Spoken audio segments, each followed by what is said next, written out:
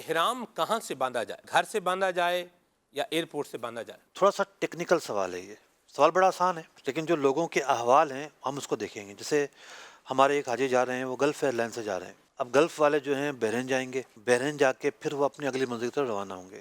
صحیح. تو جس شخص کی فلائٹ جدہ کے لیے ہے اس کے لیے تو بہتر یہی ہے کہ وہ گھر سے احرام باندھے، سبحان اللہ. زیادہ ثواب اس میں ہے. کیا بات ہے. لیکن ایک آپشن یہ ہے کہ میقات کے آنے سے پہلے پہلے باندھ سکتا ہے. صحیح. اس آپشن سے پہلے ایک درمیانی صورت ہے کہ ایئرپورٹ پر جب وہ پہنچے گا، چادریں بے شک وہ گھر سے باندھ لے، نوافل گھر سے پڑھ لے، لیکن چونکہ بعض اوقات فلائٹ ہی کینسل ہو جاتی ہے. مطلب لوگ اندرونی سندھ سے بعض اوقات جو ہے وہ احرام کی چادریں پہن کر آتے ہیں، نیت کر کر آتے ہیں، پتہ چلتا ہے کہ فلائٹ کینسل ہو گئی. حج کے دنوں میں تو فلائٹیں بالکل لگی ہوتی ہیں، یہ نہیں ہے کہ اب اگلی فلائٹ پہ چلے جائیں گے، پتہ چلتا ہے ایک ہفتے بعد فلائٹ ہے. اللہ اب وہ حالت احرام کی پابندیاں نہیں کر پاتے.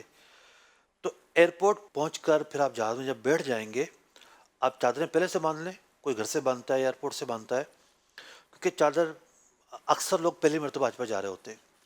جب پہلی مرتبہ حج پر جا رہے ہوتے ہیں تو ہوتا یہ ہے کہ چادر باندھنا میں نہیں آتی. اب وہ ایئرپورٹ کے جو غسل خانے ہیں وہ تھوڑا الگ اسٹائل کے ہوتے ہیں، مطلب تنگ ہوتے ہیں، اور پھر کموڈ ہو تو ویسی جگہ تنگ ہو جاتی ہے، تو بڑی مشقت ہوتی ہے لوگوں کو. تو چادر پہلے سے باندھی جا سکتی ہے.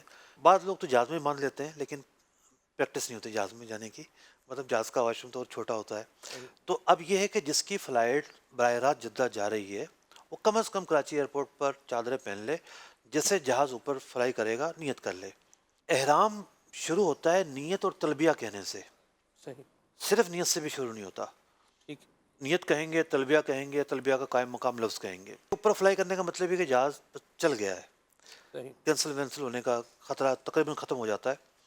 تو دشواری ہو جاتی ہے. آپریشنل معاملات میں کبھی بھی تاخیر ہو سکتی ہے، آپریشن معاملات میں اتار چڑھاؤ ہوتا رہتا ہے.